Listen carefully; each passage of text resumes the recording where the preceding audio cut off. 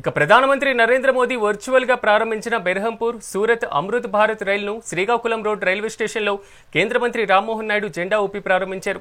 ఈ సందర్భంగా అభివృద్ధి జరగాలంటే ఆ ప్రాంతానికి కనెక్టివిటీ విశేషంగా ఉండాలని ఆయన పేర్కొన్నారు. రైలు, రోడ్డు, జల రవాణా సదుపాయం ఉన్నటువంటి ప్రాంతాలు వేగంగా అభివృద్ధి చెందుతూ ఉంటాయన్నారు.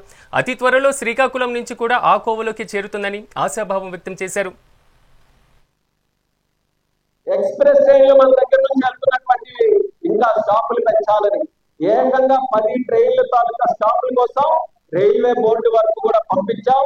అక్కడ కూడా ఒత్తిడి తీసుకొని వచ్చి రైల్వే బోర్డు నుంచి అప్రూవల్స్ తీసుకొని వచ్చి ఇంకా ఎక్కువ ఎక్స్ప్రెస్ ట్రైన్లు కూడా మన స్టేషన్ లో ఆగే విధంగా నేను చర్యలు తీసుకుంటానని కూడా ఇక్కడ ప్రజలందరికీ కూడా సందర్భంగా తెలియజేసుకుంటున్నాను.